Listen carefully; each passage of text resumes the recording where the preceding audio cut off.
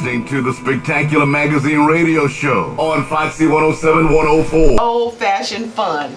Now, this fun-filled, educational, and uplifting event kicks off with an official opening. So there's an opening ceremony that includes songs and prayer and proclamations and the pouring of libations, and we talk about the presentations of the origin and significance of Juneteenth. Entertainment throughout the day will feature national recording artists and local performers. Vendors will sell an array of African and African American clothing, arts and artifacts, specialty items, crafts, and there'll be delicious food, of course, coming from our food trucks. The Children's Village has video games, face painting, crafts, and other fun educational activities and information. Our biggest thing, one of the things that we do is we also have a health fair, which we have blood pressure, cholesterol, diabetes, and HIV screenings. There will be medical professionals from area health centers and hospitals that will be available for consultations. And then we'll have all kinds of booths, and it's just a fun day. So please mark your calendar. That's June the 15th. This is the 15th annual North Carolina Juneteenth celebration. If you want to be a sponsor, a vendor, or a performer, call us at 919-916-1640 or visit our website, www.spectacularmag.com. In September of 2018, Shaw University's Board of Trustees named Dr. Paulette Dillard as its 18th president. She had served in this interim capacity since June of 2017. On Thursday, April 25th, the university will observe the formal inauguration of Dr. Dillard. I am so honored to be joined by the 18th president of Shaw University, Dr. Paulette Dillard. Good morning and welcome. Good morning, Phyllis, and thank you so much for giving me the opportunity to appear with you this morning. Well, let's start off, for people who may not know a lot about you, tell us a little bit about your educational and previous work background before you came to Shaw University. Well, I am proud to say that I am a 3-time graduate of HBCUs. My undergraduate degree, my master's, and my PhD all are from historically black colleges and universities. Barbara Scotia was my undergraduate school, Tennessee State.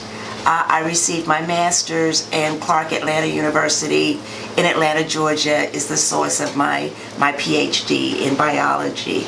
I grew up in North Carolina in a small town called Mount Airy, known to most people as Mayberry. And yes, I can vouch that there were people of color in Mayberry. Okay. And so a wonderful town to grow up in.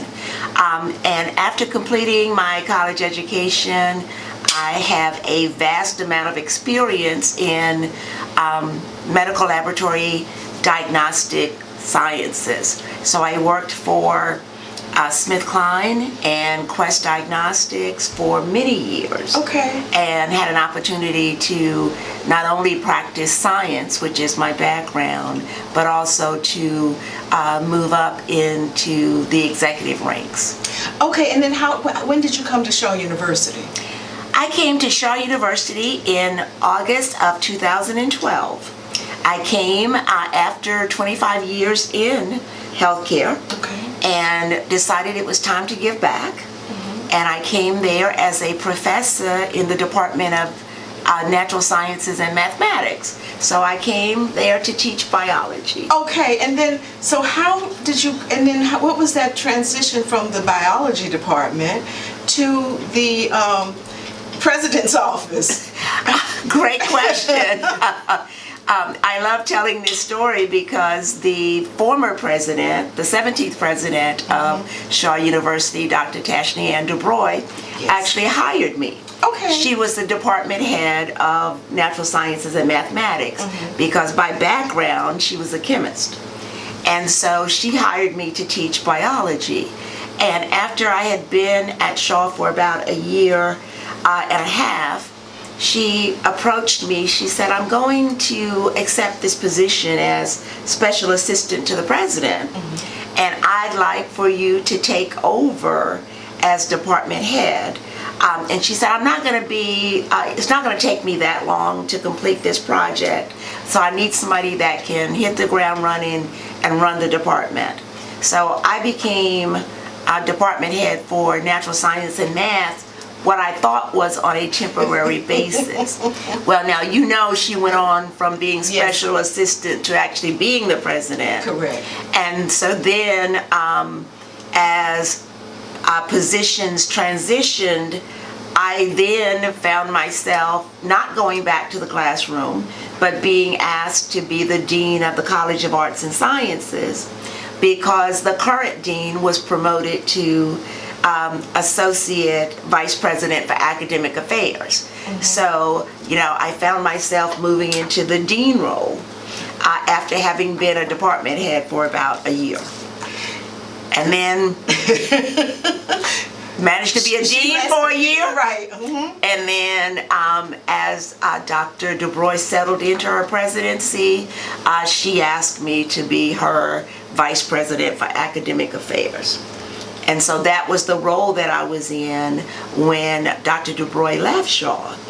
And when she did, it was right before we were about to launch the 2017 fall school year.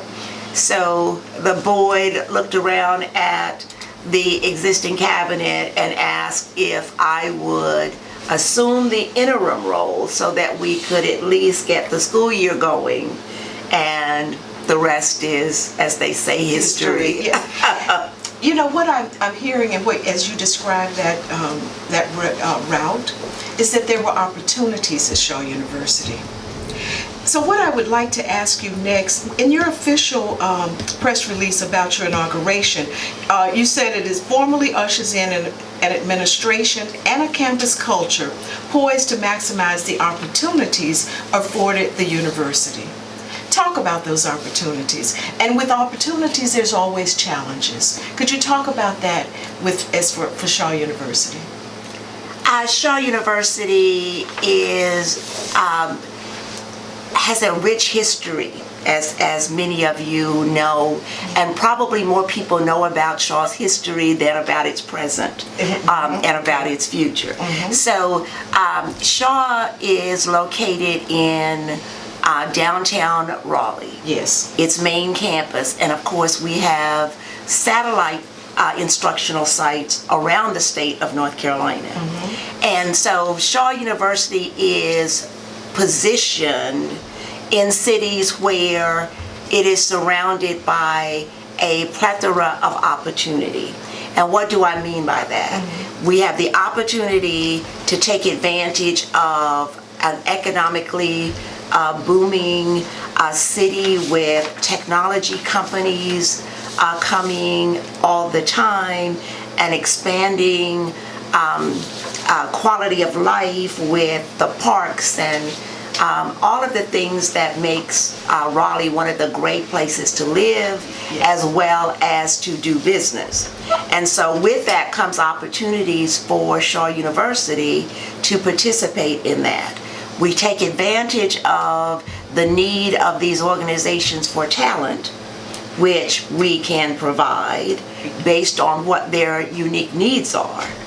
And then at the same time, we have the opportunity to partner with these organizations to take advantage of what they bring in terms of skills and infrastructure that keeps us from having to duplicate that on our campus. Dr. Dillard, I like that. I like that. And I really want to talk, as you said, people know more about your past and your future. We're going to go with some music from Travis Green called Intentional.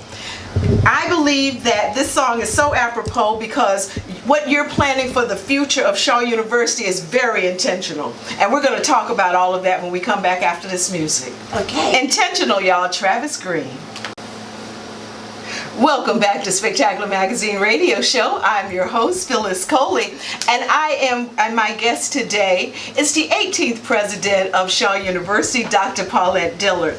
Dr. Dillard, before we went to break, we were talking about the opportunities and the challenges, and we talked about, you started out saying that Shaw University is located downtown. Well, with all of the new development, all of the new things coming to downtown, everybody's trying to buy land, buy property, to do things in downtown Raleigh. What is the future of Shaw University in all of that?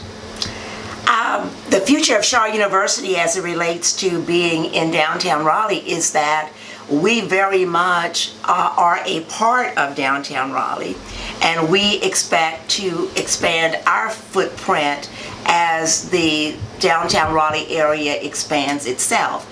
And that could take a lot of shapes, Phyllis. Shaw University is in fact an urban institution, if you think about it. And so it's not your sprawling campus with, green rolling hills. It's actually, in a city. So Shaw University has opportunities to really meld into downtown and be, the university that folk can come to at lunchtime and take a course, and get off from work in the evening and, not have to worry about taking their cars out of the parking lot, just walk on down to Shaw and take a course. So what we envision for Shaw is that it becomes a part of that skyline, of that landscape. And so, you walk out of the city onto the campus, over to the park, and we're all, coexisting or co-locating. And so we're looking to be a major part of the city as it develops. And that means that perhaps, we might, have a facility on Shaw's campus that the first 3 floors may be classroom space and laboratories, and the top 2 may belong to, a corporation. And that would be awesome for our students to be. That really would be. Yes. That would be. Well, as we're talking about the future, what are some of the other plans? What about any changes with the dormitories? Any changes with classes that you're going to be offering, or the way that you offer classes? Those are very, very good questions, and I'm happy to excitedly tell you that Shaw University is looking to improve its infrastructure, including its residence halls, because they've been there not quite since 1865, but for a pretty long time. And so, we are looking to improve our infrastructure. We definitely have started to work on technology in our learning spaces. We've moved away from the traditional classroom to more of a interactive learning space model. And so we've done some of our classrooms, and so we're going to do that on a larger scale. So improvement of infrastructure.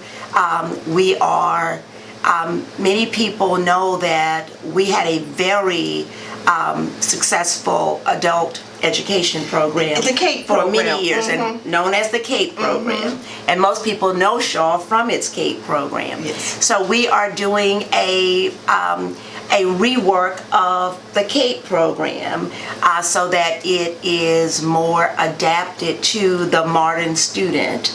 And we are offering what we call accelerated terms. Right now a semester at Shaw is 16 weeks. And you have no other option except the 16-week fall, spring, and then a short summer session. Well, we're looking to offer what we call accelerated sessions, where it's 8 weeks instead of 16 weeks. And for adults, we believe that that is more conducive to, their lifestyle and being able to fit the education in. So we're looking at accelerated courses. We're going to be offering fully online degrees. We've offered hybrids, some classrooms, some online, and we will continue to do that. But we're going to add fully online degree programs to our course offerings. And all of that will be launching this coming May. So we're very excited about that. Wonderful. Now, in addition to the things that we've talked about, what is for your administration, what's your focus? The focus for my administration is, number one, the university must have the financial resources needed to be able to adjust and provide a relevant college experience.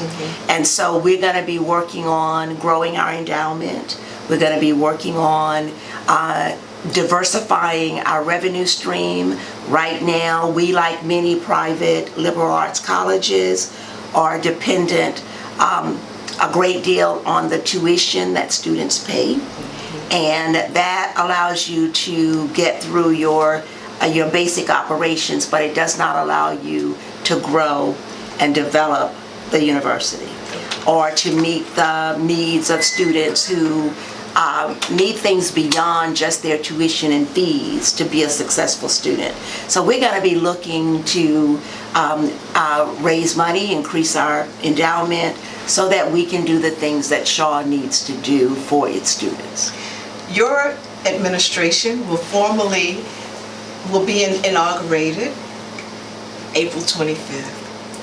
So tell us what is involved with the inauguration. Talk about those events, because it's a full day of activities. Yes.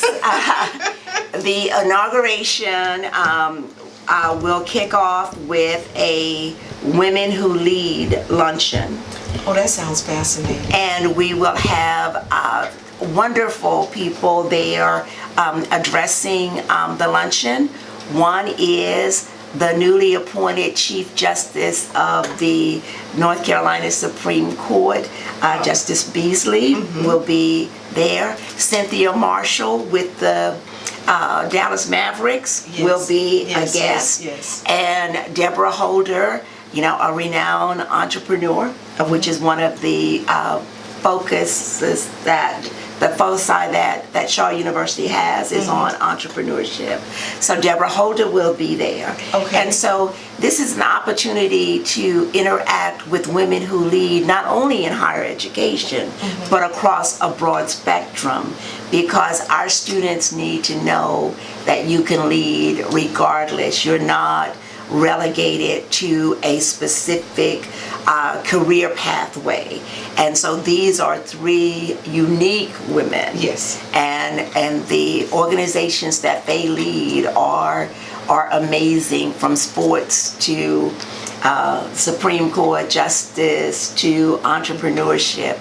You couldn't get a better group of women who lead. Okay. So we're excited about that. So that's like in the morning, 11. That's around 11 a.m. And that will be on the main campus. Okay. And then at 2 o'clock is the formal ceremony in which I will be inaugurated as the 18th president. And I am so excited. That's going to be at 2 p.m. at the Progress Energy Performing Arts Center in the Mamande Hall. And we will have several of the former presidents back in attendance for that event. That's wonderful. And we have a number of universities represented and sending their delegates. And many of my family and my extended family will be present. So we're very, very elected officials. That's what it's all about, Yes. though. That's what it's all about. And it's such a beautiful thing to see, and everyone's in their full regalia. Yes. That's going to be awesome. Okay, We are so that, very excited. That's at 2. Okay, And that is... and is that open to anyone? That's open to the public. Okay, And there's no charge for that. There is a fee for the luncheon. Of course, yes. However, but for the 2 p.m. event, that's the one that we want every Shaw student, we want anybody from the community to be there, because the inauguration of the president is for the community, at large, yes. and we're excited about Well, that. they've only done it 17 times so far. That lets you know in its history how long and how wonderful it is. Okay, and so do we get to actually celebrate with you? Yes. Yes, okay. You do. Yes, you do. And then at 7 p.m. at the Raleigh Convention Center will be the inaugural gala. So it's like the inaugural ball. Yes, okay. And so we get to celebrate, and my dear friend Robert Peebo Bryson is performing for the inaugural ball. So I am very, very excited. You must know him well. I didn't even know his name was Robert. Okay, so I'm going Yes. Yeah, okay. I have known him for a number of years throughout his career, and I am so excited that he agreed to perform for this special event. So how can people get more information if they would like to get tickets to either one of the events or to know where to come, how to park? How can they get that information? Go to www.shawu.edu, and all of the information you need about the inaugural events can be found on the website. Dr. Dillard, thank you so much for being here with me this morning. I'm so excited, and I'm excited for you, and I'm excited for the young women who are going to come behind you. I'm excited for our young women who get to see women like yourself, who know that it's possible. Women from small towns to say it's possible. Thank you. Thank you for having me, Phyllis. And I want to make one point. I don't know that this is factually true, but the last 4 presidents of Shaw University have been women. And I don't know that many coeducational institutions can say that their last 4 presidents were women. I don't think so. And women of color. And women of color. That's wonderful. That's a good point. Thank you. That's going to do it for me this Sunday morning. I have been visiting with the 18th president of Shaw University, Dr. Paulette Dillard, who will be inaugurated on April the 25th. Visit shawu.edu. For more information, you really need to be there. This is historic. This is historic, so please be there. I want to thank my in-studio team, Lawrence Davis, D.C. Collins, Sega Dane, and Yamisa Brody. I couldn't do it without these people in the studio with me, y'all. And to you, thank you so much for watching. Thank you so much for listening. And this is Spectacular Magazine Radio Show. I'm your host, Phyllis Coley. And until next time, see ya. You are amazing. What?